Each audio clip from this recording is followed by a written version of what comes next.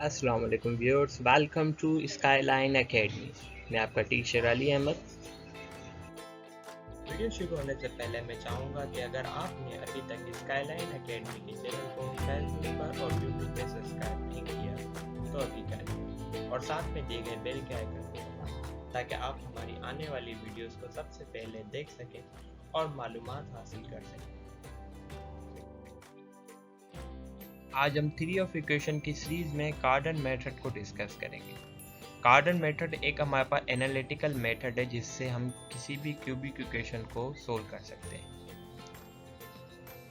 एक एग्जांपल की मदद से कार्डन मेथड को समझने की कोशिश करते हैं। इस एग्जांपल के अंदर हमारे पास एक क्यूबिक इक्वेशन मौजूद है जिसकी सेकंड डिग्री वाली टर्म मौजूद नहीं है। सबसे पहले स्टेप में हम दी गई क्यूबिक इक्वेशन को मोनिक इक्वेशन में कन्वर्ट करने की कोशिश करें। मोनिक इक्वेशन एक ऐसी इक्वेशन होती है जिसकी लीडिंग कोएफिशिएंट 1 के बराबर होती है। अगर किसी इक्वेशन का लीडिंग कोएफिशिएंट 1 के बराबर ना हो तो उसको हमें 1 के बराबर करना है, जिसके लिए हम कुछ सपोजिशन करते हैं।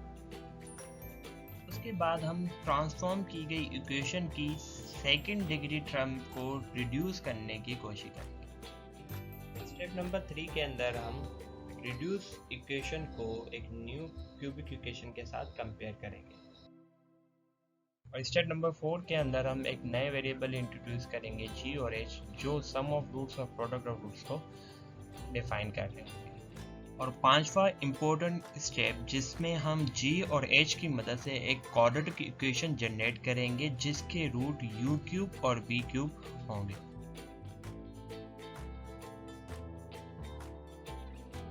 और स्टेप नंबर 6 के अंदर उस क्वाड्रेटिक इक्वेशन के रूट्स फाइंड करने के बाद हम u और v की वैल्यू फाइंड करेंगे, जिसके बाद हमें y मिलेगा जो हमारे पास एक रिड्यूस इक्वेशन का रूट होगा। सातवां और आखिरी स्टेप जिसमें हम बाकी दो रूट्स इन इक्वेशंस की मदद से फाइंड आउट करेंगे, जिसमें ओमेगा और ओमेगा स्क्वायर दो कॉन्जुगेट कॉम्प्लेक्स नंबर को शो करते हैं। किसी भी क्यूबिक इक्वेशन को कार्डन मेथड से सोल्व करने के लिए हमें इन 7 स्टेप्स का खास ख्याल रखना होगा।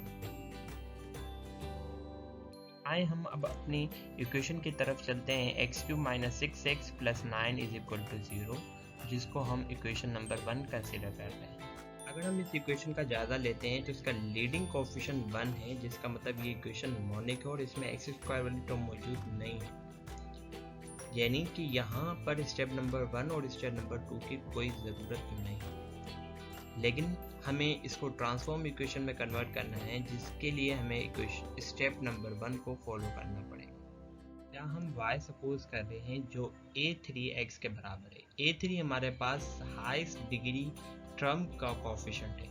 अगर हम यहाँ देखें तो हमारे पास हाईएस्ट डिग्री जो टर्म है वो क्यूब है और इसका जो कोएफिशिएंट है वो 1 के बराबर है, जिसका मतलब ये है कि y और x दोनों बराबर होंगे। जब हम x की जगह y को सपोज करेंगे तो उसके बाद हमारे पास जो इक्वेशन है वो इन टर्म्स ऑफ y में ट्रांसफॉर्म हो जाएगी, जिसको हम इक्वेशन नंबर 2 कंसीडर कर रहे हैं। अब हम फर्ज करते हैं कि y जो है वो u और v का सम है। उसके बाद हम y के दोनों तरफ पावर 3 लगाते हैं और तो हमारे पास equation y³ = u + v whole cube के बराबर हो जाएगी। अब अगर हम यहाँ a + b होल क्यूब का फार्मूला लगाएं जो कि बराबर होगा a³ + b³ + 3ab times a + b, यहाँ a की जगह u और b की जगह v मौजूद है। तो जब हम ये फार्मूला लगाएंगे तो उसके बाद हमारे पास ये इक्वेशन हो जाएगी y³ = u³ + v³ + 3 times uv times u + v। हमने सपोज किया था कि सम ऑफ u + v y के बराबर है, तो सम ऑफ u + v की जगह अगर हम y की वैल्यू सब्स्टिट्यूट करेंगे तो y³ = u³ + v³ + 3 times uv × y के बराबर होगी। उसके बाद जब हम इक्वेशन की राइट हैंड साइड वाली टर्म्स को लेफ्ट हैंड साइड की तरफ ले जाएंगे तो हमारे पास equation y³ - 3 times uv times y minus u³ + v³ = 0, जिसको हम इक्वेशन नंबर 4 कंसीडर करेंगे। अब हम रिड्यूस इक्वेशन नंबर 2 और इक्वेशन नंबर 4 को कंपेयर करेंगे तो हमारे पास -3 टाइम्स uv = -6 के बराबर होगा और minus times some of u³ v³ 9 के बराबर होगा। अगर हम इस तरफ -3 से दोनों तरफ डिवाइड करवाएं तो हमारे पास u v is equal to 2 के बराबर होगा, और यहाँ माइनस से मल्टीप्लाई करवाएं तो u cube plus v cube is equal to -9 के बराबर होगा। फर्ज करते हैं कि u क्यूब और v क्यूब एक क्वाड्रेटिक इक्वेशन के रूट्स हैं। स्टूडेंट, हम रूट्स की मदद से क्वाड्रेटिक इक्वेशन फाइंड कर सकते हैं, तो उसका जनरल फार्मूला होता है T square minus sum of roots of times T plus product of roots is equal to 0। Sum of roots और प्रोडक्ट ऑफ रूट्स की जगह हम नए वेरिएबल इस्तेमाल कर रहे हैं g और h। पीछे हमने रिजल्ट हासिल किया था कि u cube plus v cube -9 के बराबर है, जो हमारे सम ऑफ रूट्स होंगे, और u v का रिजल्ट हमारे पास 2 था। तो यहाँ हमें प्रोडक्ट ऑफ रूट्स चाहिए, तो हम इसका क्यूब ले लेंगे, तो 2 का क्यूब जो है वो 8 के बराबर होगा। हम दोबारा अपनी क्वाड्रेटिक इक्वेशन की तरफ चलते हैं कि T square minus G T plus H is equal to 0। G की वैल्यू जो हमने यहाँ से हासिल की थी वो -9, और एच की वैल्यू जो हमने हासिल की थी वो 8 के बराबर। तो -9 और 8 की वैल्यू सब्स्टिट्यूट करेंगे तो हमारे पास इक्वेशन आएगी T square minus times -9 times T plus 8 is equal to 0। और इसको जब सिंप्लीफाई करेंगे तो माइनस माइनस प्लस, तो हमारे पास इक्वेशन हो जाएगी T square plus 9t plus 8 is equal to 0। अब अगर हम चाहें तो हम इस क्वाड्रेटिक इक्वेशन को क्वाड्रेटिक फार्मूले से या फैक्टराइजेशन से सोल्व कर सकते हैं, वो हमारी मर्जी है। मैं इसको फैक्टराइजेशन मेथड से सोल्व कर दूँगा। तो यहाँ अगर हम देखें तो हमारा जो कांस्टेंट टर्म है वो 8 है, और जो हमारे पास मिडिल टर्म का कोफिशिएंट है वो 9। इनके दरमियान जो साइन है वो हमारे पास पॉजिटिव की है। तो हमें 8 के ऐसे फैक्टर्स चाहिए जिनको हम 8 करें तो हमारे पास 9 आ जाए। तो हम जानते हैं कि 8 के ऐसे फैक्टर जिनको हम 8 करें 9 आएगा, वो हमारे पास 8 + 1 है। और अगर हम उन्हीं फैक्टर्स को आपस में मल्टीप्लाई करें तो हमारे पास एक कांस्टेंट टर्म आ जाएगी जो हमारे पास लास्ट टर्म के।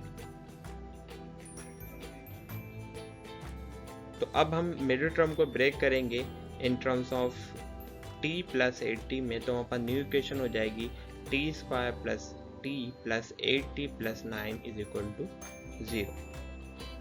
अब अगर हम देखें तो शुरू की 2 टर्म में हमारे पास t कॉमन है, और लास्ट की 2 टर्म में हमारे पास 8 कॉमन है।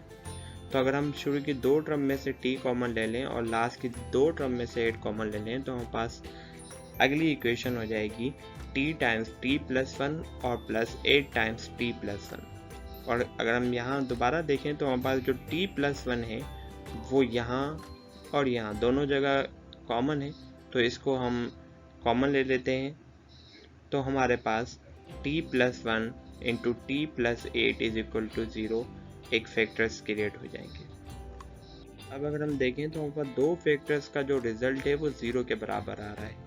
तो इसका मतलब ये है कि यहाँ तो इनमें से t प्लस 8 0 के बराबर है, या तो t प्लस 1 0 के बराबर है।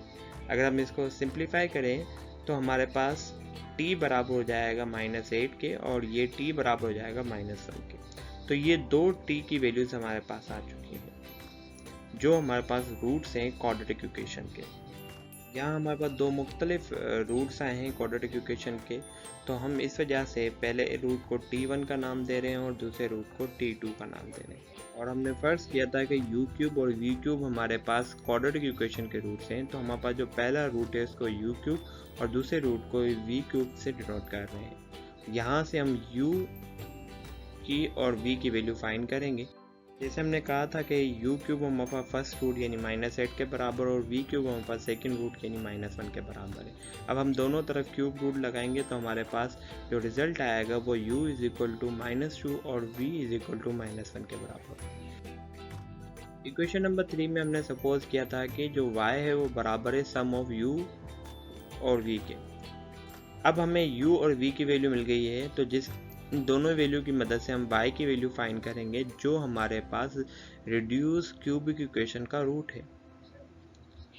तो जब हम u और v की वैल्यू की मदद से y मालूम करेंगे तो हमारे पास जो रूट आएगा रिड्यूस क्यूबिक इक्वेशन का वो हमारे पास -3 आएगा। ये हमारे पास रिड्यूस क्यूबिक इक्वेशन का पहला रूट है। स्टार्टिंग में हमने एक सपोजिशन की थी कि y और x दोनों बराबर हैं, तो y की वैल्यू -3 के बराबर है, तो जिसका मतलब x की वैल्यू भी -3 होगी। ये y इज इक्वल टू -3 जो है हमारे पास रिड्यूस इक्वेशन का एक रूट है। जबकि x इज इक्वल टू -3 हमारे पास गिवन इक्वेशन का एक रूट है।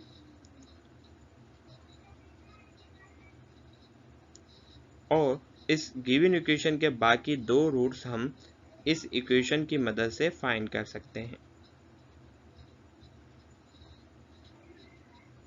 जहां पर ओमेगा और ओमेगा स्क्वायर हमारे पास कॉन्जुगेट कॉम्प्लेक्स नंबर्स हैं। दूसरा रूट फाइंड करने के लिए हम u omega plus v omega square को इस्तेमाल करेंगे। तो u और v की वैल्यू हम जानते हैं कि u की वैल्यू -2 और v की वैल्यू -1 है, तो इनकी वैल्यूज़ का सब्स्टिट्यूट किया और ओमेगा हमारे पास जो है वो कॉम्प्लेक्स नंबर है, उनकी वैल्यूज़ भी सब्स्टिट्यूट कर दी। जब इनको सिंप्लीफाई करेंगे तो हमारे पास कुछ यूँ रिज़ल्ट आएगा और फर्दर सिंप्लीफाई करने पर हमारे पास ये रिज़ल्ट आएंगे।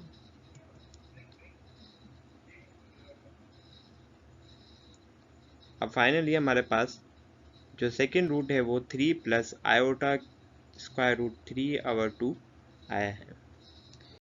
इसी तरह हम तीसरा रूट फाइंड करने के लिए u omega square plus v omega का इस्तेमाल करेंगे। u की वैल्यू -2 और v की वैल्यू -1 और उसके साथ साथ ओमेगा स्क्वायर की वैल्यू और ओमेगा की वैल्यू हम जानते हैं कि क्या है। इनकी वैल्यूज़ को सब्स्टिट्यूट करने के बाद हम इनको सिंप्लीफाई करेंगे और सिंप्लीफाई करने के बाद जो हमारे पास फाइनल रिजल्ट आएगा वो हमारे पास है 3 माइनस आयोटा रेडिकल 3/2। फाइनली हमने कार्डन मेथड की मदद से गिवन क्यूबिक इक्वेशन के रूट फाइंड कर लिए। जो पहला रूट हमें मिला था वो हमारे पास -3 के बराबर था और दूसरा रूट जो है हमारे पास 3 प्लस आयोटा रेडिकल 3/2 और तीसरा रूट हमारे पास इसी कॉम्प्लेक्स नंबर का कॉन्जुगेट रूट है 3 माइनस आयोटा रेडिकल 3/2। अब अगर हम गिवन इक्वेशन को ग्राफ की मदद से देखना चाहें तो हमारे पास जो इक्वेशन का जो एक रूट है वो रियल प्लेन पे लाई कर रहा था और दो रूट जो हैं वो कॉम्प्लेक्स प्लेन में लाई कर रहे थे। तो ये हमारे पास रियल ग्राफ है जिसमें हमारे पास क्यूबिक इक्वेशन का ग्राफ कुछ इस तरह नज़र आएगा, जो एक्स एक्सिस पर -3 पर मीट कर रहा है, मतलब यही हमारे पास जो है रूट आया था।